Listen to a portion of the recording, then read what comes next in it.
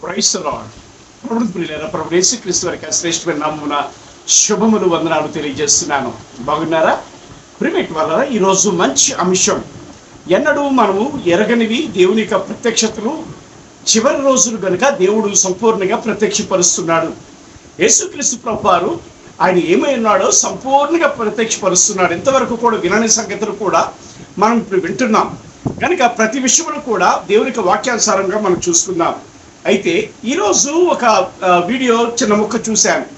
ఏంటంటే ఒక ఆయన చూసిన మాట ఏంటంటున్నాడు ఆయన అంటే, పాత నిబంధన గ్రంథంలో యేసుక్రీస్తు యెహోవాగా కానీ యెహోవా దూతగా కానీ ఎక్కడ ప్రత్యక్షము కాలేదు అని ఒక డిక్లరేషన్ ఇస్తున్నాడు ఆయన. నేనంటాను, ఇప్పుడు నేను రైటప్ అనే ఒక డిబేట్ థియరీ ప్యాటర్న్ అనేది నేను తయారు చేశాను. ఆ ప్యాటర్న్ ఎలా ఉంటుందంటే, కోర్టులో ఎలాగైతే ఒక డిక్లరేషన్ ఉంటుంది, ఒక ఆరోపణకి కారణాలకి ఆధారాలు, ఎన్ని ఆధారాలు ఇవన్నీ చూపిస్తూ ఏం చేస్తారంటే ప్రీమేట్ వలన ఆ యొక్క పరిశోధన చేస్తారు జడ్జి గారి ముందు. అదే రీతిగా ఈ సమయంలో మనము కూడా లేఖనాన్ని ఆ యొక్క రైటప్ అనే కాన్సెప్ట్లో మనం కోణంలో చూస్తున్నాం. ఈ సమయంలో ఆయన ఏమంటున్నారు, ఆయన డిక్లరేషన్ అంటే, పాత నిబంధన గ్రంథంలో యేసుక్రీస్తు యెహోవాగా కానీ లేక ఏ దేవుని దూతగా కానీ యేసుక్రీస్తు ప్రత్యక్షము అవ్వలేదు అని ఆయన డిక్లేర్ చేస్తున్నాడు. దానికి ఉండే వాక్యాధారాలు ఆయనకి అక్కడ కనబడలేదు. చూశాను అంటే డిక్లరేషన్ నోటికి ఎదుస్తుంది. మనం ఏ సిద్ధాంతం నమ్ముకుంటామో ఆ సిద్ధాంతమే కరెక్ట్ అనుకోవడం కాదు, మొండి పట్టుదల కాదు ముఖ్యం. అది బైబిల్ ప్రకారంగా సత్యమా కాదా అనేది మనకు కావాలి. కనుక రండి ప్రీమేట్ వలన ఆ వీడియో మీద ఆయన చేసిన దాని మీద నేను ఒక కాన్సెప్ట్తో వీడియో చేస్తున్నాను. ఏంటంట, క్రొత్త నిబంధన పాత నిబంధనకు యెహోవా గాను క్రొత్త నిబంధనకు దేవుని కుమారుడుగా పంపబడిన వాడు యేసు క్రీస్తు అన్న టైటిల్ మీకు ఒక్కరొక్కరు చెప్తున్నాను. ఈ డిక్లరేషన్కి ఏంటంట అంటే, ఈ డిక్లరేషన్కి కారణాలు ఎన్ని ఉన్నాయంటే, నాకుండే కారణాలు మూడు కారణాలు ఉన్నాయి. మూడు కారణాల్లో ఒక్కొక్క దానికి అనేకమైన రెఫరెన్స్లు, ఆధారాలు కూడా ఉన్నాయి. ఆ ఆధారాలు కూడా సరైనవో కాదో కూడా మీరు పరీక్షించవలసిందిగా ప్రభు పేరట మీకు మనవి చేస్తున్నాను. మీరు చూస్తున్న వారు పెన్ను పేపర్ పట్టుకొని నోట్స్ దగ్గర పెట్టుకోండి, బైబిల్ దగ్గర పెట్టుకోండి. ఎందుకంటే ఆ యొక్క బెరియా సంఘస్థులు ఎటువంటి వారంటే, పౌలు గారు చెప్పింది అది అలా ఉందో లేదో అని పరిశోధించేవారట లేఖనాల్ని బెరియా సంఘస్థులు. అలాంటి బెరియా సంఘస్థులుగా మీరు ఉండాలనేది ప్రభునందు నా ఆశ ఉన్నది. కనుక జ్ఞాపం చేసుకోండి. దయచేసి మీ ప్రేమపూర్వక కానుకలు మీరు పంపించవలసిందిగా ప్రభు పేరట మనవి చేస్తున్నాను.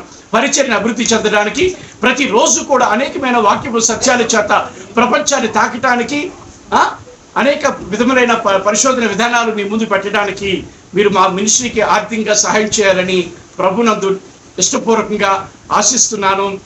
మీరు సమర్పించుకునే కానుకలు దేవుని సన్నిధిలో ఈ పరిచర్యకు పంపించగలరని ఇక్కడ మీకు ఫోన్పే స్క్రీన్ షాట్ కూడా పెట్టాను. Thank you. రండి దేవునికి పరిశోధనకు వెళ్దాం. ఏంటంటే ఏమనుకున్నాం, అటు యెహోవా గాను ఇటు దేవుని కుమారుడిగా గాను పంపబడిన వాడు యేసుక్రీస్తు అని ఒక డిక్లరేట్ చేశాను. దానికి ఉండే వాక్యం ఏంటంట అంటే, ఇక్కడ మనకుండే వాక్యము అపోస్తుల కార్యముల గ్రంథం, మూలవాక్యం అపోస్తుల కార్యముల గ్రంథం 2వ అధ్యాయము 36వ వచనంలో ఇలా ఉంది. అపోస్తుల కార్యముల గ్రంథం 2వ అధ్యాయము 36వ వచనం చదువుకున్నారండి. మీరు సిలువ వేయబడిన ఈ యేసుని దేవుడు ప్రభువుగాను క్రీస్తుగాను నియమించెను. ఇది ఇశ్రాయేలు వంశమంతయు రూఢిగా తెలుసుకోవాలని చెప్పాను. ఎవరికి చెప్తున్నాడు ఈయన? ఇశ్రాయేలు వంశం అంతా తెలుసుకోవాలి. ఏమని తెలుసుకోవాలి? మీరు సిలువ వేసిన ఈ యేసునే దేవుడు అంటే తండ్రి ప్రభువుగాను మరియు క్రీస్తుగాను.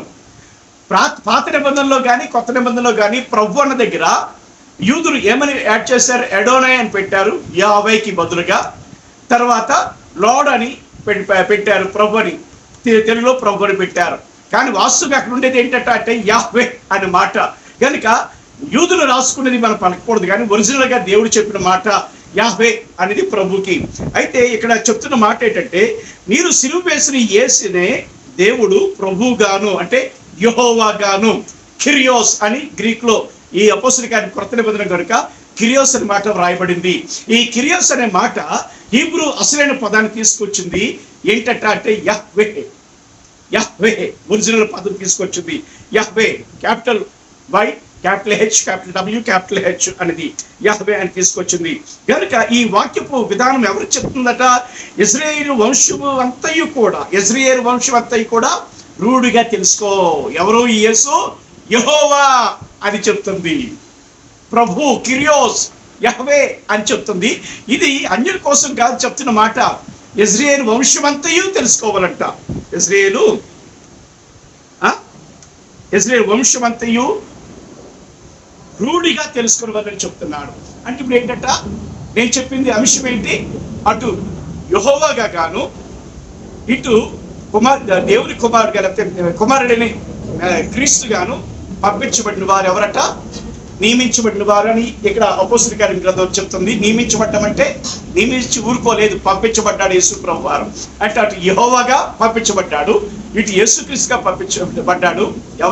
ఎక్కడి నుంచి అంటే మన తండ్రి అయిన దేవుని నుండి అన్నది ఇక్కడ రూఢి అని 3-4 సార్లు మీకు చెప్పాను.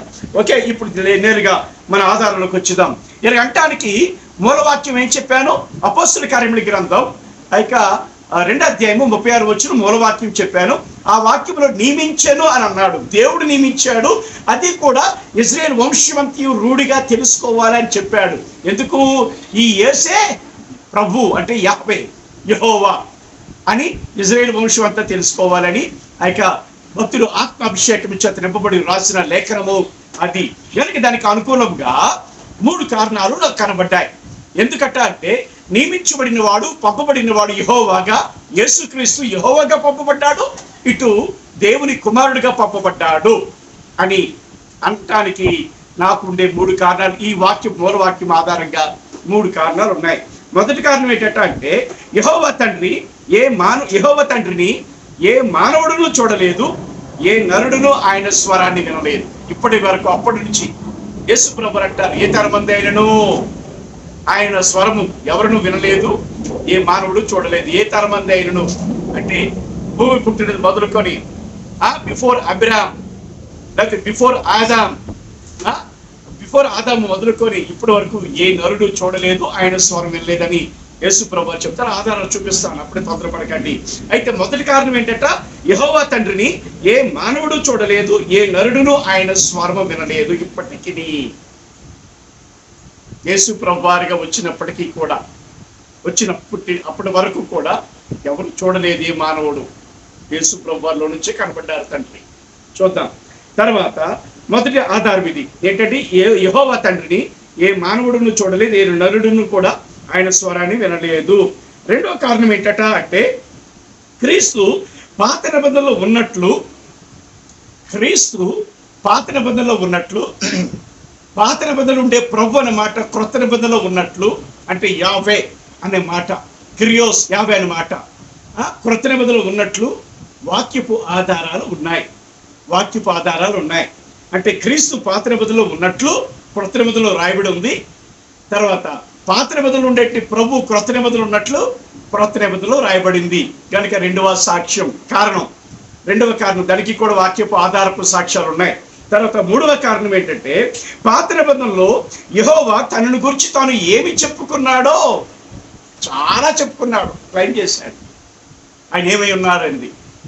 అదే యేసుక్రీస్తు ఉన్నప్పుడు అవే మాటల్ని క్రొత్త నిబంధనలో చెప్పబడ్డాయి. లేకపోతే యేసు ప్రభు వారు చెప్పుకున్నారు మరియు చెప్పబడినవి కూడా ఉన్నాయి. ఏంటండి? పాత నిబంధనలో యెహోవా తనను గూర్చి తాను ఏమి చెప్పుకున్నాడో అవే యేసుక్రీస్తు, ఆ మాటలే యేసుక్రీస్తు క్రొత్త నిబంధనలో చెప్పాడు, క్రొత్త నిబంధనలో రాయబడినవి కూడా ఉన్నాయి. ఈ 3 కారణాలు బట్టి ఏంటి అటు యెహోవా గాను, ఇటు దేవుని కుమారుడిగా గాను పంపించబడిన వారు యేసుక్రీస్తు. అటు యెహోవన్నా, దేవుని కుమారుడన్నా యేసుక్రీస్తు. అందుకే దేవుడు ఒక్కడే అన్నది. ఓకేనా? రండి, 3 కారణాలు చెప్పాను, నా డిక్లరేషన్ చెప్పాను. అటు యెహోవా గాను, ఇటు దేవుని కుమారుడిగా గాను పంపించబడిన వారు యేసుక్రీస్తు అని డిక్లరేషన్ చెప్పాను. దానికి మూలవాక్యం చెప్పాను. దానికి 3 కారణాలు చెప్పాను. 3 కారణంలో మొదటి కారణం చూద్దాం రండి. మొదటి కారణం ఏంటంటే యెహోవా తండ్రిని ఏ మానవుడును చూడలేదు, ఏ నరుడును ఆయన స్వరం వినలేదు. యెహోవా తండ్రిని ఏ మానవుడు చూడలేదు, మోషే కూడా చూడలేదు. ఆదాము కూడా చూడలేదు, లేకపోతే యేసుక్రీస్తు వారి వరకు ఎవరు చూడలేదు. ఇప్పటికీ తండ్రిని మనం ఎవరిని కూడా చూడలేదు, చూడబోము కూడా. చూస్తాం, ఆయన ప్రత్యక్షమయ్యే సమయం ఉంది కనుక చూస్తాం. కానీ ఈలోపు మాత్రం ఇప్పటి వరకు అయితే ఎవరిని చూడలేదు. దానికి వాక్యాధారాలు ఏంటట, ఎన్ని ఉన్నాయంటే 6 వాక్యాధారాలు ఉన్నాయి. చదివితే లెంగ్త్ ఎక్కువైపోతుంది వీడియోకి, కనుక మీరే చదువుకోవాలి. మీకు చెప్పాను, ఏం చెప్పాను, నోట్స్ తీసి రాసుకోమని చెప్పాను కదా. దయచేసి నోట్స్ తీసుకోండి, పెన్ను పేపర్ తీసుకొని రాసుకోండి, కనీసం స్టడీ చేయండి దయచేసి. క్రైస్తవులారా, దయచేసి మీకు హృదయపూర్వకంగా మనవి చేస్తున్నాను, రాజు చెప్పింది అలా ఉందో లేదో కూడా మీరు పరీక్షించి పరిశోధించి అవును అని తర్వాత నాకు కామెంట్ రూపంలో మీరు తెలియజేయండి. మనసారా కోరుకుంటున్నాను మీరు పరిశోధించాలని. పెన్ను పేపర్ తీసుకోండి. సరే, మొదటి కారణం చెప్తాను, రాసుకోండి. మొదటి కారణం, యెహోవా తండ్రిని ఏ మానవుడును చూడలేదు, ఏ నరుడును కూడా ఆయన స్వరాన్ని వినలేదు. దానికి 5 వాక్యాధారాలు ఉన్నాయి. 5 వాక్యాధారాలు ఉన్నాయి. మీరే వాక్యం చదువుకోండి. తర్వాత మొదటి వాక్యాధారము తిమోతికి రాసిన మొదటి పత్రిక 6వ అధ్యాయము 15-16 వచనాలు రాసుకోండి. తిమోతికి రాసిన మొదటి పత్రిక 6వ అధ్యాయము 15-16 వచనాల్లో ఏముంది అంటే, తండ్రి అంట సమీపింపరాని తేజస్సులో ఆయన మాత్రమే ఉన్నాడంట, అమరత్వం గలవాడే ఉన్నాడంట. తేజస్సులో ఆయన వసించుచున్నాడు. ఎవరును సమీపించరాని తేజస్సులో ఆయన వసించుచున్నాడు. ఆయన అమరత్వం గలవాడై ఉన్నాడు. ఆయన ప్రత్యక్షం అవుతాడు, ఆ సమయం ఉంది. కానీ అంతవరకు కూడా ఆయన అక్కడే ఉన్నాడు. కాబట్టి ఆయన ఏంటంటే అమరత్వం గలవాడై ఉన్నాడు. ఎవరు సమీపించరాని తేజస్సులో ఆయన వసించుచున్నాడు. కాబట్టి ఏ మానవుడికి తెలియదు, ఆయన స్వరం వెళ్ళలేదు, ఆయన ఆకారాన్ని కూడా చూడలేదు. మోషే చూసింది ఎవరినట్టంటే యెహోవాగా పంపబడిన యేసుక్రీస్తు వారిని చూశాడు మోషే. ఆదాము మొదలుకొని యేసుక్రీస్తు వారిని, పాత్ర బదుల భక్తులు అందరూ కూడా ప్రభువు యేసుక్రీస్తు వారిని చూశారు. ఓకే, 2వ వాక్యాధారం ఏంటంటే తిమోతికి రాసిన పత్రిక మొదటి పత్రిక 1:17 రాసుకోండి. తిమోతికి రాసిన మొదటి పత్రిక 1వ అధ్యాయము 17 వచనములో యేసుక్రీస్తు ప్రభువారు అదృశ్యుడైన దేవుడు అంటే కనబడిని, అంటే ఎవరికి కనబడిని తండ్రి అయినా ఆయన ఉన్నాడు, అదృశ్యుడైన దేవుడు ఉన్నవాడు ఆయన. కనుక తర్వాత చూస్తే 3వ ఆధారం ఏంటంటే, 2వ ఆధారం తిమోతి రాసిన మొదటి పత్రిక 1:17 అయితే 3వ ఆధారం యోహాను సువార్త 5:37. 3వ ఆధారం యోహాను సువార్త 5:37 రాసుకున్నారా? 3వ ఆధారం యోహాను సువార్త 5:37. 4వ ఆధారము యోహాను సువార్త 1:18. 4వ ఆధారం యోహాను సువార్త 1:18. ఏ మనుషుడును ఆయన చూడలేదు, కానీ ఆయన అద్వితీయ కుమారుడే ఆయనను బయలుపరిచినట్లుగా ఉంటుంది అక్కడ వాక్యం. కనుక యోహాను సువార్త 1:18. తర్వాత 5వ వాక్యాధారం యోహాను సువార్త 6:47. 5వ వాక్యాధారం దేనికి? యెహోవా తండ్రిని ఏ మానవుడు చూడలేదు, ఆయన స్వరము ఏ నరుడు వినలేదు అంటానికి. 5వది యోహాను సువార్త 6:47. 6వ ఆధారం ఏంటంటే యోహాను సువార్త 17:25. నిత్య నీతి స్వరూపుడు తండ్రి, లోకము నిన్ను ఎరగలేదు, నేను నిన్ను ఎరుగుదని చెప్పినట్టుగా అక్కడ యేసు ప్రభు వారు మాట్లాడతారు. లోకం చూడలేదు, ఎరగలేదు నిన్ను. కాబట్టి మనం అని అక్కడ యేసు ప్రభు వారు మాట్లాడుతున్న మాట యోహాను సువార్త 17:25. 1 ఆధారం అయిపోయింది, క్లియర్. ఏంటా 1వ ఆధారం? యెహోవా తండ్రిని మానవుడు ఎప్పుడునూ చూడలేదు, ఏ నరుడును ఆయన స్వరం వెళ్ళలేదంటానికి 6 వాక్యాధారాలు నాకున్నాయి. 6 వాక్యాధారాలు మీకు ముందు పెట్టాను ఈ మొదటి కారణానికి. ఏంటా కారణం? అటు యెహోవా గాను, ఇటు దేవుని కుమారుడిగా గాను పంపబడిన వాడు యేసుక్రీస్తు ఒక్కడే దేవుడు, ఆయన తండ్రి నుంచి పంపబడ్డాడు అంటానికి. చూద్దాం. తర్వాత 2వ కారణం, యేసుక్రీస్తు పాత నిబంధనలో క్రీస్తుగా ఉన్నట్లు, ప్రభువు పాత నిబంధనలో ఉన్న ప్రభువు క్రొత్త నిబంధనలో ఉన్నట్లు క్రొత్త నిబంధన సాక్ష్యాధారాలు ఉన్నాయి. 2వ కారణం ఏంటంటే క్రీస్తు పాత నిబంధనలో ఉన్నాడని ఆధారాలు ఉన్నాయి, సాక్ష్యాధారాలు. పాత నిబంధనలు ఉండే ప్రభు యావే అన్న ఆయన కిరియోస్గా, యెహోవాగా క్రొత్త నిబంధనలు ఉన్నాడని చెప్పడానికి వాక్యాధారాలు ఉన్నాయి. వాక్యాధారాలు రాసుకోండి. 2వ కారణం రాసుకున్నారా?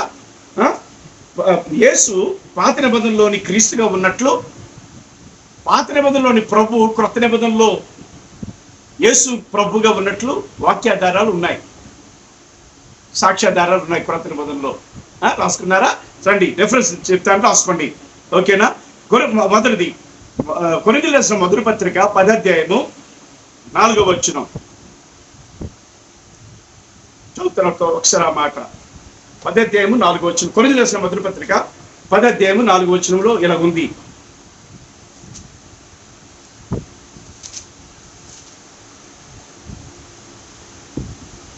ఏముందట అంటే, అందరూ ఆత్మ సంబంధమైన ఒకే పానము చేసిరి, యాది అనగా తమ్మును వెంబడించిన ఆత్మ సంబంధమైన బండలోనిది త్రాగిరి, ఆ బండ క్రీస్తే అన్నమాట.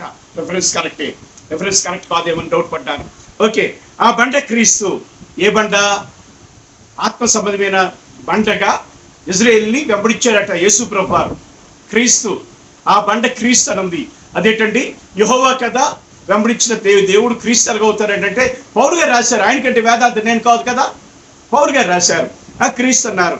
మరి ఆ బండ క్రీస్తు అయితే మరి యెహోవా పేరు క్రీస్తు అని ఎక్కడ ఉంది అంటే, క్రీస్తు అని కాదు, బండ అని ఉంటుంది. ఎక్కడది? ద్వితీయోపదేశకాండం 32వ అధ్యాయము 4వ వచనం. ద్వితీయోపదేశకాండం 32వ అధ్యాయం 4వ వచనంలో హీ ఈజ్ ద రాక్ అని ఉంది. అంటే ఎవరైనా తండ్రి, ఆ కింద ఆయన మీకు తండ్రి కాడా అని మాట్లాడుతారు కింద వచనాల్లో. గనుక యెహోవా ఒక తండ్రి ఎవరట? హీ ఈజ్ ద రాక్ అన్నాడు. ఇప్పుడు క్రొత్త నిబంధనలో కొరింథీయులకు మొదటి పత్రిక 10:4లో ఏంటట? ఆ బండ క్రీస్తే అని ఆ పాత నిబంధనలో జరిగిన ఆ బండలో నుంచి నీళ్లు తాగడం అనే సంఘటనను ఇక్కడ జ్ఞాపకం చేస్తున్నాడు క్రొత్త నిబంధనలో పౌలు గారు. అంటే పాత నిబంధనలో యేసుక్రీస్తు ఉన్నారు ఎలాగా? యెహోవాగా. ఓకేనా? తర్వాత రెండో వాక్యాధారం చూద్దాం. హెబ్రీయులకు రాసిన పత్రిక 11వ అధ్యాయము 24వ వచనంలో, హెబ్రీయులకు రాసిన పత్రిక 11వ అధ్యాయం 24వ వచనంలో, మోషే పెద్దవాడైనప్పుడట క్రీస్తు విషయమైన ఎంత గొప్ప భాగ్యం ఎంచుకున్నాడట. ఏమని? మోషేకి క్రీస్తు తెలుసా? యేసుక్రీస్తు పుట్టాడప్పుడు అంటే పుట్టడం కాదు, యెహోవాగా ఉన్న క్రీస్తు, ఆ యేసుని లేకపోతే ఆ క్రీస్తు విషయమైన ఎంత గొప్ప భాగ్యమని మోషే ఎంచుకొని ఏంటంటే ఐగుప్తు ధనాన్ని, పాపాన్ని, లేకపోతే స్త్రీ పరిస్థితిని అన్ని తృణీకరించినట్లే కనబడుతున్నాయి. ఓకేనా? కనుక హెబ్రీయులకు రాసిన పత్రిక 11వ అధ్యాయము 24వ వచనం నుండి క్రీస్తు ఎవరట? పాత నిబంధనలో కూడా ఉన్నాడు. అంటే యెహోవా, పాత నిబంధనలో ఉన్నవాడు యెహోవా, ఆయనే క్రీస్తు అని ఇక్కడ రెండు వాక్యాధారాలు మనకు కనబడుతున్నాయి. మూడోది ఏంటంటే యెహోవా మహిమను యెషయా చూశాడట. యెహోవా మహిమ, యేసు ప్రభు వారి పేరు ఇంకోటి ఉంది యెహోవా మహిమ అని. ఎక్కడ? తూర్పు దేశ జ్ఞానులు వస్తారని యెషయా గ్రంథంలో ప్రవచనం ఉంది. అక్కడ యెహోవా మహిమను చూసి యెహోవాను స్తోత్రం చేసి ప్రకటించినట్టు మాట ఉంటుంది. కాబట్టి యోహాను సువార్త 12వ అధ్యాయము 37 నుంచి 41 వరకు చూస్తే 41లో యెహోవా మహిమను యెషయా చూసినట్లుగా రాశాడు. ఎవరు? యోహాను గారు. ఆ మీద వచనాలు పౌలు గారు రాస్తే ఇక మూడో ఆధారము యెహోవా మహిమగా పౌలు గారు ఎవరు? యోహాను గారు రాశారు. అంటే యేసుక్రీస్తు ఆ పాత నిబంధనలో యెహోవా మహిమగా కనబడ్డాడు. తర్వాత నరుడుగా కనబడ్డాడు, దూతగా కనబడ్డాడు, చెప్తాను తర్వాత. ఓకేనా? తర్వాత చూస్తే నాలుగోది ఏంటంటే ఇక యోహాను సువార్త 8:58లో ఏమంటారు యేసు ప్రభు వారు? యేసు అబ్రహాము పుట్టక మునిపే నేను ఉన్నవాడను అని చెప్పాడు. అక్కడ అయామ్ అంటే యెహీయే. నిర్గమకాండం 3వ అధ్యాయం 14వ వచనం చెప్పిన యెహీయే అక్కడ యెహీయేగా చెప్పుకున్నాడు, ఇక్కడ కూడా యెహీయేగా చెప్పాడు యేసుక్రీస్తు ప్రభువారు. అంటే అర్థం ఏంటంటే అయామ్ అనేది పాత నిబంధనలో ఉంది, క్రొత్త నిబంధనలో ఉంది. అంటే పాత నిబంధన నుండి యేసుక్రీస్తుని క్రొత్త నిబంధనలు కూడా లిఖించారు. కాబట్టి యేసుక్రీస్తు అటు యెహోవాగా పంపించబడ్డాడు, ఇటు దేవుని కుమారుడిగా పంపించబడ్డాడు యేసుక్రీస్తు అనడానికి నాకు వచ్చిన రెండవ ఆధారం కూడా మీకు చెప్పేశాను. రెండవ ఆధారంలో ప్రభు అని మాట్లాడకూడదు చూడాలి కదా. మరి ప్రభు పాత నిబంధనలో ఉండే ప్రభు క్రొత్త నిబంధనలు యేసుకి ఎందుకు జత చేయబడ్డాది? యేసుకి ఎందుకు జత చేయబడ్డది చూడాలి కదా మనం. పాత నిబంధనలో ఉండే ప్రభు అంటే యెహోవా, యాహ్వే అంటే క్రియోస్ అన్నట్టు ఆయన్ని. క్రొత్త నిబంధనలో ప్రభుకి యేసు ప్రభు అని, ప్రభు అయిన యేసు అని ఎందుకు జత చేయబడ్డాది? ప్రభు అయిన యేసు అంటే యాహ్వే అయినా యేసు అని అర్థం. యేసు ప్రభు అంటే యేసు యెహోవా అని అర్థం, యాహ్వే అని అర్థం. కనుక దాని వాక్యాధారాలు కూడా చూద్దాం. చూడండి, ద్వితీయోపదేశకాండంలో 10:17లో, ద్వితీయోపదేశకాండంలో 10:17లో పరమదేవుడును పరమ ప్రభువును అని మాట ఉంది. పరమదేవుడును రాసుకోండి ప్రభు విషయంలో. ఒకటోదిగా ద్వితీయోపదేశకాండం 10:17 పరమ దేవుడును పరమ ప్రభువును అని రాయబడి ఉంది. ఓకేనా? ఓకే. తర్వాత అదే మాట సేమ్ అదే మాట దేవుడు ఒక్కడే, మనకు దేవుడు ఒక్కడే, మనకు ప్రభు ఒక్కడే. అక్కడ మనకు దేవుడు ఒక్కడే అని చెప్పి ఆయన తండ్రి గారు ఉన్నారు, అక్కడ ఉన్నారు, 100% ఉన్నారు. తండ్రి ఉండకపోతే అవదు త్రిత్వంలో, ఎగ్జిస్టెంట్ ఆయన. తర్వాత కింద ఏంటంట, మనకు ప్రభు ఒక్కడే, ఆయన యేసు క్రీస్తు అని రాశాడు. ప్రభు అంటే యాహవే, యెహోవా అంటే గమనించండి ప్రియులారా. ఇక కొరింథీయులకు రాసిన మొదటి పత్రిక 8:6 మరియు మనకి ప్రభు ఒక్కడే అని ఆయన యేసు క్రీస్తు. ఆ ప్రభు దగ్గర ఉండే ట్రాన్స్లేషన్ ఏంటంట, క్రియోస్ అంటే యహ్వే. మనకు యహ్వే ఒక్కడే, ఆయన యేసు క్రీస్తు. అంటే దేవుడి చేత యెహోవాగా పాత నిబంధనలో పంపబడిన వాడు యేసు క్రీస్తు అన్న డిక్లరేషన్ కి బలము చేకూరిందా లేదా? ఓకే. తర్వాత చూస్తే నెక్స్ట్ ఆధారము యోహాను సువార్త 13:13 యేసు ప్రభువుని ఒప్పుకుంటున్నారు. అవును నేను ప్రభునే, అవును నేను కిరియోస్నే, అవును నేను యెహోవానే అని ఒప్పుకుంటున్నారు. 13:13 చదువుకోండి, తర్వాత ముందు రాసుకోండి, ఎలా చెప్పింది ఉందో లేదో మీరు చూసుకోండి. తర్వాత మాత్రం కామెంట్లు మాత్రం నాకు మీరు తెలియజేయవలసిన బాధ్యత చూసిన సావుకారులైన మీకు ఉంది. సావుకారులు అంటే వాక్యాన్ని మీకు అప్పిస్తున్నాను నేను. ఓకేనా? యోహాను సువార్త 13:13 అవును నేను బోధకుడినని, నేను ప్రభునని చెప్పుట న్యాయమే, ఇది మీకు న్యాయమే అని యేసు ప్రభు వారు చెప్తున్నారంటే నేను యెహోవాని, ప్రభు అంటే యాహ్వే, అవును నేను యెహోవాని, నేను బోధకుడినని ఆయనే అంగీకరిస్తున్నారు. తర్వాత మూడవ వాక్యాధారం రాసుకోండి. కొరింథీయులకు రాసిన మొదటి పత్రిక 12:3 కొరింథీయులకు రాసిన మొదటి పత్రిక 12:3 పరిశుద్ధాత్మ వలన కాకపోతే ఎవరు కూడా యేసుని ప్రభు అని చెప్పరట. అంటే పరిశుద్ధాత్ముడు సాక్ష్యం, యేసు ప్రభు అని, యెహోవా ప్రభు అంటే యెహోవాని, అంటే పరిశుద్ధాత్ముడే చెప్పిస్తాడంట యేసు యెహోవా అని. అది కొరింథీయులకు రాసిన మొదటి పత్రిక 12:3 తర్వాత చూస్తే పేతురు మొదటి పత్రిక 3:15 రాసుకోండి. 4వది పేతురు మొదటి పత్రిక 3:15 ఏముంది? క్రీస్తును ప్రభువుగా మీ హృదయంలో ప్రతిష్ఠించుకొనుడి. అంటే క్రీస్తును, యేసు క్రీస్తుని ఎలా ప్రతిష్ఠించుకోరట? ప్రభువుగా ప్రతిష్ఠించుకోండి. అంటే క్రియోస్ అని రాయబడింది. ఆ క్రియోస్ అని యెహోవాగా, యావే అన్నది క్రియోస్ గా రాయబడింది. క్రియోస్ అనేది ప్రభుగా రాసుకున్నారు యూదులు భయపడి. కనుక ఏంటట, యెహోవా అంటే ప్రభు అంటే యెహోవా అంటే ఏంటట, ఈ పేతురు గారు ఏమైనా ఉక్కిరకిస్తున్నారు, క్రీస్తును ప్రభుగా మీ హృదయంలో ప్రతిష్ఠించండి, యెహోవాగా ప్రతిష్ఠించండి మీ హృదయంలో, ఆయన ఇంకెవరో కాదు అని పేతురు గారు ఎక్కడ చెప్తున్నారు. మరి డాక్టర్ లూక్ గారు అపోస్తల కార్యముల గ్రంథంలో 2:36 ఏమన్నారట, మీరు సిలువ వేసిన యేసునే దేవుడు ప్రభువుగాను, అంటే అటు యెహోవాగాను క్రీస్తుగాను ఇటు దేవుని కుమారుడుగాను మెస్సీయగాను పంపించాడు తండ్రి యేసును, క్రీస్తు యేసును అన్నది అక్కడ లూక్ గారు రాస్తున్నారు. అంటే యోహాను గారు, పౌలు గారు, పేతురు గారు, లోక్ గారు కూడా సాక్ష్యం పలుకుతున్నారు. ప్రభు అనగా యెహోవా, యహ్వే, ఆయనే యేసు అనేది మీ హృదయాల్లో ముద్రపరచుకోండి అని. రోమపత్రికలో మరికాస్త ముందుకెళ్ళి ఏమంటాడంటే యేసు 10:9 రోమపత్రిక 10:9 ఆరో ఆధారం యేసు ప్రభు అని నీ నోటితో ఒప్పుకొని దేవుడు ఆయనను మృతుల్లో నుండి తిరిగి లేపనని నీ హృదయం విశ్వసించినట్లు నువ్వు రక్షించబడతావు. అంటే ఒక విశ్వాస రక్షించబడటానికి ఒప్పుకోవలసింది ఏంటంట, యేసు ప్రభు అని ఒప్పుకోవాలి, హృదయం ముందు విశ్వసించాలి, హృదయం నోటితో ఒప్పుకోవాలి. విశ్వసిస్తే నోటితో ఒప్పుకుంటాం. అంటే యేసుని ప్రభు అని ఒప్పుకోకపోతే ఆక రక్షణ లేనట్లే అనుకొని అనేది మనకు అర్థం అవ్వాలి. ఎన్నోది అయిపోయిందంటే ప్రీమేట్ వల్ల 6 ఆధారాలు చెప్పాను ప్రభుకి. మరి ఇక్కడ క్రొత్త నిబంధనలో క్రీస్తుకి 4 ఆధారాలు చెప్పాను. మొత్తం 10 ఆధారాలు అయిపోయి క్లియర్. చివరి పాయింట్ కారణం, మూడో కారణానికి వాక్యాధారాలు 3, 4 చెప్తాను, అంతే, ఎక్కువ చెప్పను, వాక్యాలే చెప్తాను. విషయం చెప్తే లెంగ్త్ ఎక్కువైపోద్ది. ఓకేనా? పాత నిబంధనలో యెహోవా ఆయనను గూర్చి ఏమేమి చెప్పుకున్నాడో, ఏంటంటే పాత నిబంధనలో యెహోవా ఆయనను గూర్చి ఏమేమి చెప్పుకున్నాడో వాటిని, అదే మాటలను క్రొత్త నిబంధనలో యేసుక్రీస్తుగా చెప్పుకున్నాడు మరియు రాయబడ్డాయి. అవే మాటలు క్రొత్త నిబంధనలో యేసుక్రీస్తు తనవిగా చెప్పుకున్నాడు, అది రాయబడ్డాయి. ఇది మూడో కారణం. కాబట్టి అటు యెహోవాగాను ఇటు దేవుని కుమారుడిగా గాను పంపబడిన వాడు యేసుక్రీస్తు. ఓకేనా? అది మూడో కారణం. స్తోత్రం రాసేయండి, వివరించలే టైం లేదు కనుక. ఓకే, మొదటిది ఏంటంటే ద్వితీయోపదేశకాండం 10:17లో, ద్వితీయోపదేశకాండం 10:17 ఏలైనగా నీ దేవుడైన యెహోవా పరమదేవుడును పరమ ప్రభువునే ఉన్నాడు అని రాయబడ్డది. అది చూసాం, అది రాయబడ్డది. అదే యేసుక్రీస్తుకి కూడా రాయబడ్డది. ఇక్కడ అంటే పాత నిబంధనలో ఏమి ఉన్న దేవుడో ఆ దేవుడిని ఇక్కడ రాయబడ్డది, దేవుడు అనుమతించాడు. తర్వాత రెండో వాక్యం ద్వితీయోపదేశకాండం 10:17, కొరింథీ రాసిన మొదటి పత్రిక 8:6, ఈ రెండు రాసుకోండి. రెండవ వాక్యాధారం ఏంటంటే పాత నిబంధనలో నిర్గమకాండంలో యెహోవా 3:14 నిర్గమకాండం 3:14 యెహోవా ఏమని చెప్పాడట?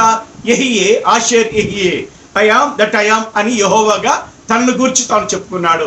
అదే యెహోవా క్రొత్త నిబంధన యేసుక్రీస్తుగా నేను అబ్రాహాము పుట్టక మునిపే నేను ఉన్నవాడను, ఐ యామ్. అక్కడ కూడా అక్కడ నిర్గమకాండములు యెహీయే అని రాయబడ్డది. అదే మాట యోహాను సువార్త 8:5 కూడా యేసు ప్రభువారు ఐ యామ్ యెహీయే అని చెప్పుకున్నారు. యెహోవాకు ఉన్నప్పుడు అదే మాట చెప్పాడు, ఆయన యేసుక్రీస్తుకు ఉన్నప్పుడు అదే మాట చెప్పాడు. కాబట్టి అటు యెహోవా గాను ఇటు కుమారుడు గాను యేసుక్రీస్తు పంపబడిన, తండ్రి దగ్గర నుంచి పంపబడిన కుమారుడు. తర్వాత మూడోది యెషయా గ్రంథం 44:6లో నేను మొదటి వాడును కడపటి వాడును అని యెహోవా చెప్పుకున్నాడు. యెహోవా చెప్పుకున్నాడు ఏమని? నేను మొదటి వాడును కడపటి వాడును. యెషయా గ్రంథం 44:6 మూడో వాక్యాధారం. మూడవ కారణానికి మూడవ వాక్యాధారం యెషయాలో 44:6లో నేను మొదటి వాడును కడపటి వాడునని యెహోవా చెప్పుకున్నాడు తన గురించి. అదే మాట మన యేసుక్రీస్తుగా వచ్చినప్పుడు ప్రకటన గ్రంథంలో 1:8, ప్రకటన గ్రంథం 1:17-18, ప్రకటన గ్రంథం 22:13 కూడా అదే మాట చెప్పుకున్నాడు, నేను మొదటి వాడును కడపటి వాడునని. అంటే పాత నిబంధనలో తన గురించి తను ఏం చెప్పుకున్నాడో అదే కొత్త నిబంధనలో చెప్పుకున్నాడు, కనబడుతున్నది. కనుక పాత నిబంధనలు ఉండే యెహోవా,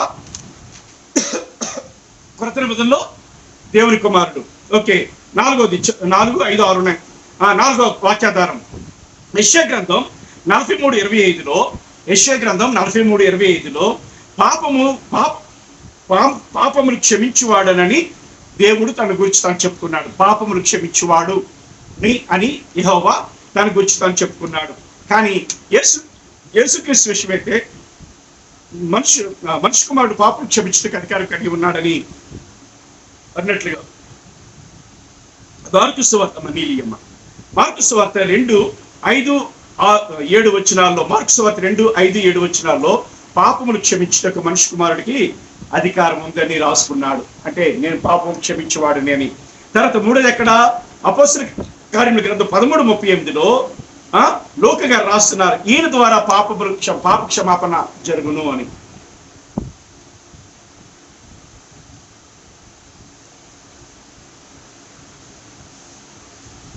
లోక గారు ఏమని రాస్తున్నారు? అపోస్తలుల కార్యముల గ్రంథం 13:38లో ఈయన ద్వారా పాప క్షమాపణ జరుగును అని. అంటే ఎవరు ఈయన? యేసుక్రీస్తు. ఎన్ని ఆధారాలు? 4వ దానిలో 3 వాక్యాలు చెప్పాను. ఓకే, ఐదో వాక్యాధారాలు. ఐదోది ఏంటట అంటే యెషయా గ్రంథం 60:19 యెహోవా నీకు నిత్యమైన వెలుగై ఉన్నాడు అని చెప్పబడింది. యెహోవా ఏమై ఉన్నాడట? నీకు నిత్యమైన వెలుగై ఉన్నాడని యెహోవాగా చెప్పుకున్నాడు ఆయన. అదే రీతిగా కీర్తన గ్రంథం 27:1 యెహోవా నా వెలుగు అని కీర్తనకారుడు రాసుకున్నాడు, యెహోవా నా వెలుగని. మరి క్రొత్త నిబంధనలో యేసుక్రీస్తు ప్రభువు ఏమని చెప్పారు? పాత నిబంధనలో ఆయన చెప్పిన మాటే. క్రొత్త నిబంధనలో యోహాను సువార్త 8:12 నేను లోకమునకు వెలుగును, నేను లోకమునకు వెలుగును, నన్ను వెంబడించేవాడు చీకట్లో నడుక జీవపు వెలుగు కలిగి ఉండునని ఆయన చెప్పారు. ఆయన నిశ్చయంగా చెప్పారు ఆయన యేసు ప్రభువారు యోహాను సువార్త 8:12. అంటే యెషయా గ్రంథం 60:19 కీర్తన 27:1 యెహోవా వెలుగు అయితే యేసుక్రీస్తు ప్రభువారు యోహాను సువార్త 8:12 నేను వెలుగునని అవే మాటలు చెప్పుకున్నారు. తర్వాత చూస్తే 6 బోలెడు ఉన్నాయండి, కానీ చివరికి ఒక్కటే చెప్తాను. ఆరో విషయం, ఆరో ఆధారం ఏంటట? కీర్తన 3వ అధ్యాయం 8వ వచనమును, మరియు యెషయా 12వ అధ్యాయము 2వ వచనం, 60వ అధ్యాయం 19వ వచనంలో యెహోవా రక్షణ అని రాశాడు. యెహోవా రక్షణ, యెహోవాయే రక్షణ అని రాశాడు. రక్షించేవాడు యెహోవా, లేకపోతే రక్షణ అని రాశాడు. మరి మత్తయి సువార్త 1వ అధ్యాయం 21-22లో దేవుడు రాయించాడు, ఆ యెహోవా రాయించాడు. ఏమని? యేసు అనగా రక్షకుడు, ఆయన తన ప్రజలు వారి పాపం నుంచి రక్షించినని అర్థం వచ్చింది, రక్షకుడు. ఎలాగ చూస్తే ప్రీమేట్ వల్ల ఇంకా చాలా ఉన్నాయి. వీడియో లెంగ్త్ ఎక్కువైపోద్దని ఆపేస్తున్నాను పూర్తిగా. ఏంటి పరిస్థితి? అటు యెహోవా గాను, ఇటు దేవుని కుమారుడిగా గాను తండ్రి దగ్గర నుంచి పంపబడిన వాడు ప్రభుని యేసు క్రీస్తు. అటు యెహోవాగా, ఇటు కుమారుడిగా పంపబడ్డాడు తండ్రి దగ్గర నుండి. తండ్రి ఎవడికి కనబడలేదు, ఎవడికి కూడా ఆయన స్వరం వినబడలేదు. పాత నిబంధనలో మాట్లాడినవాడు కనబడినవాడు యెహోవాయే, క్రొత్త నిబంధనలో మాట్లాడినవాడు కనబడినవాడు యేసుక్రీస్తే. ఆ యెహోవాయే ఆ రక్షకుడిగా, యేసుగా, క్రీస్తుగా కొత్త నిబంధనలో కనబడుతున్నాడు. కనుక ఇప్పుడు చెప్పండి, నా డెక్లరేషన్ ఏంటంట? పాత నిబంధనలో యెహోవా గాను, ఇటు క్రొత్త నిబంధనలో యేసుక్రీస్తుగా గాను పంపబడిన వాడు యేసుక్రీస్తు. వాక్య మూలాధారం అపోస్తలుల కార్యాల గ్రంథం 2వ అధ్యాయం 36వ వచనం. Thank you. దయచేసి సబ్స్క్రైబ్ చేయండి. దయచేసి మీ ప్రేమపూర్వక కానుకలు పంపించండి. ప్రభు మిమ్మల్ని దీవిస్తాడు. మీకు స్వస్థతలు అవసరమా? మాకు ఫోన్ చేయండి, ప్రార్థన చేస్తాం. డాక్టర్స్ చనిపోతారన్న వారు కూడా మా ప్రార్థన ద్వారా బ్రతికిన వారు ఎంతమంది ఉన్నారు తెలుసా? మీరు సమస్య చెప్పక్కర్లేదు, మీరు ఫోన్ చేసి మాతో మాట్లాడితే చాలు. మీరు ఎక్కడి నుంచి, ఎవరు అంటే, మీరు ఏ ఉద్దేశంతో ఫోన్ చేస్తున్నారో కూడా మాకు తెలిసిపోతుంది. ఇక్కడ ఏ సమస్య ఉందో, ఏ రోగం ఉందో కూడా తెలిసిపోతుంది. కనుక సంఘ పరిచయకి సంఘాలు ఏవైనా, బాప్టిస్ట్ సంఘాలు ఏమైనా ఖాళీ ఉంటే తప్పనిసరిగా మాకు అవకాశం ఇవ్వండి. Thank you. దేవుడు మిమ్మల్ని దీవించును గాక. ఆమేన్.